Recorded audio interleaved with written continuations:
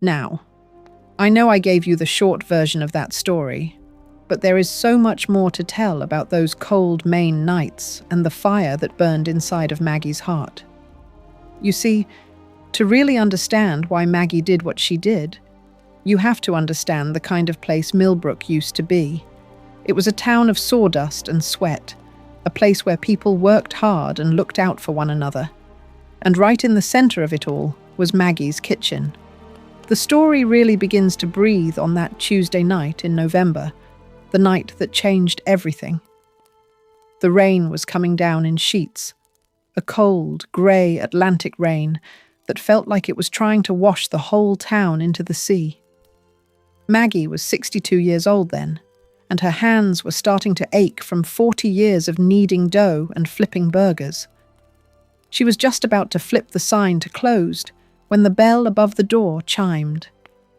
In walked a boy who looked like a ghost of the past. He was 10 years old, with hair the colour of corn silk and eyes that were a deep, haunting blue. The exact same shade as her son Danis. He was soaked to the skin, his sneakers squelching with every step, and he was clutching a cardboard suitcase that looked like it had been through a war. Maggie didn't ask questions at first. That wasn't her way. She just sat him down in the corner booth, the one with the patched vinyl seat, and brought him a bowl of her signature beef stew and a mug of hot cocoa with extra marshmallows. It was only after he had stopped shivering that he reached into his wet coat and pulled out an envelope. It was addressed to Margaret Thompson, written in a hand she recognized instantly. It was Dany's handwriting, shaky and thin, but unmistakably his. As she read that letter, the world outside the diner seemed to fade away. Dany explained it all. He told her about the day 12 years ago when he had gotten in over his head. He had wanted to expand the family business, to build a bakery onto the side of the diner, so Maggie wouldn't have to work so hard. He had gone to a man who promised quick cash with no questions asked, a man named Vincent Caruso. But Vincent Caruso wasn't just a lender, he was a predator. Within 6 months, the interest had tripled, and Caruso was demanding things Dany couldn't give.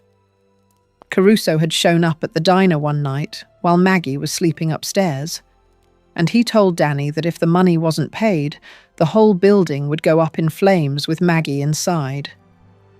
Dany knew the police in Milbrook at the time were spread thin, and some were even on Caruso's payroll.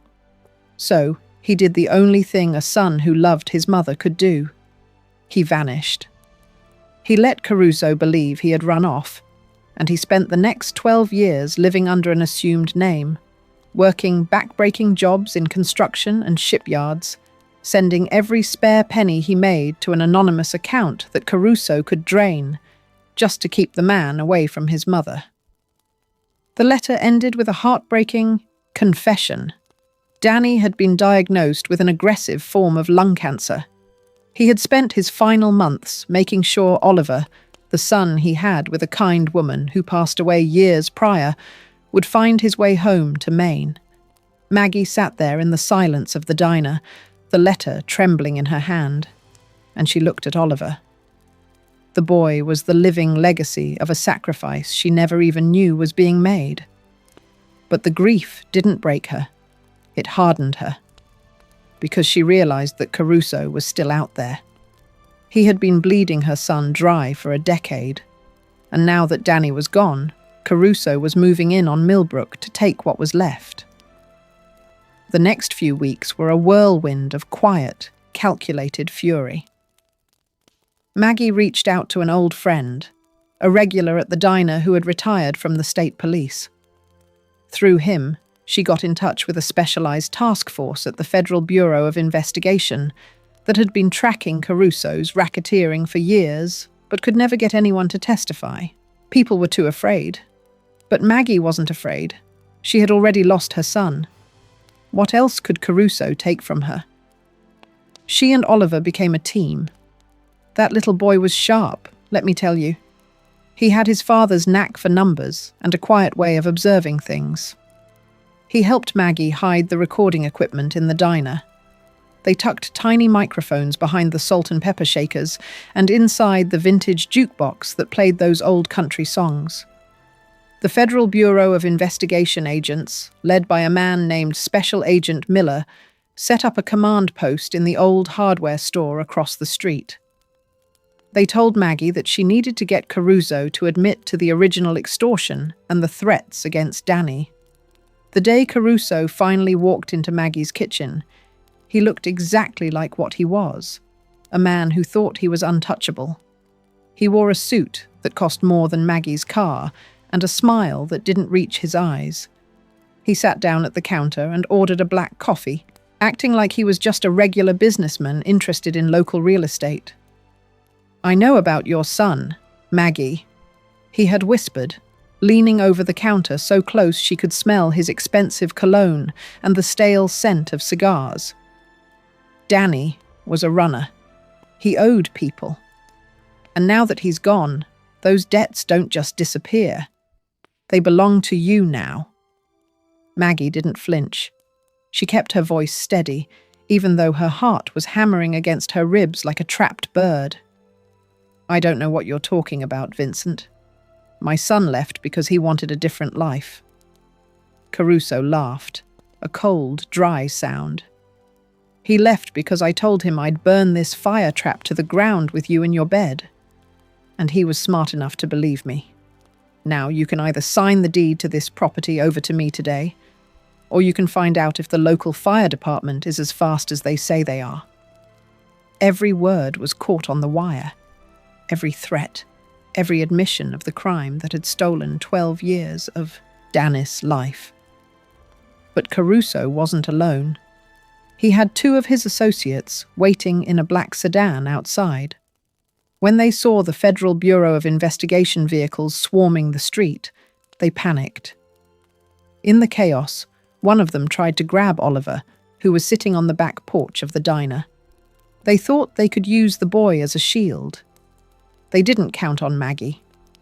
She might have been 62, but she was a woman who's been lifting heavy crates of potatoes and cast iron skillets her whole life.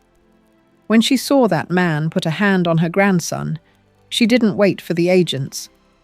She grabbed a heavy rolling pin from the counter and stepped out that back door like a whirlwind. She caught the man off guard, and before he could even draw a breath, he was on the ground, and Oliver was running into the safety of the diner.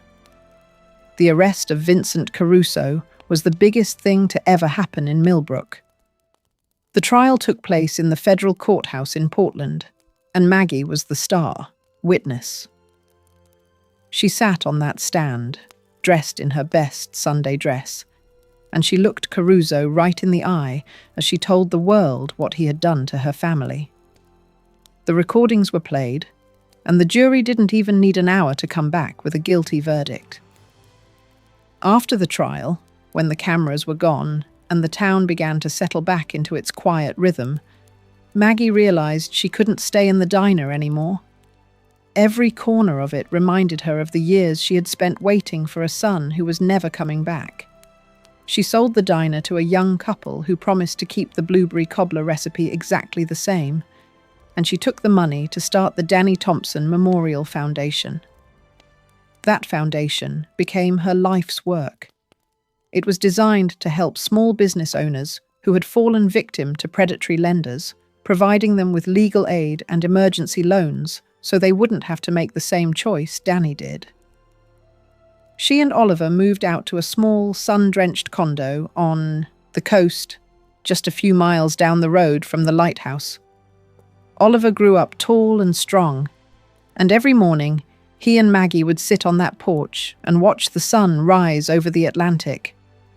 They would talk about Dany, not the man who ran away, but the hero who had sacrificed everything to keep his mother safe. Maggie would often say that justice is a fine thing, but peace is better.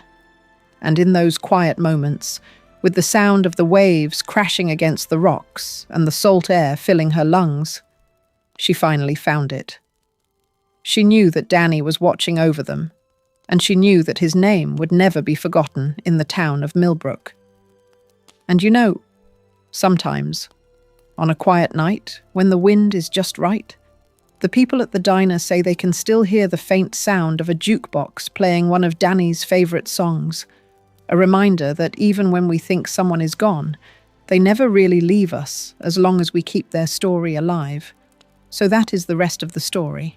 It is a story about the strength of a mother's love, the bravery of a boy who had to grow up too fast, and the fact that no matter how dark the night gets, the truth has a way of finding its way home.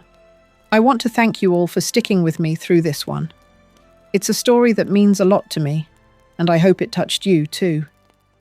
Before you go, don't forget to let me know in the comments what you thought about Maggie's stand against Caruso. Have you ever known someone as tough as Maggie? I'd love to hear your thoughts. And remember, if you want to hear more stories about the hidden heroes in our everyday lives, make sure you are subscribed and have that notification bell turned on. We've got a lot more to share, and I wouldn't want you to miss a single one. Take care of yourselves out there, and take care of each other.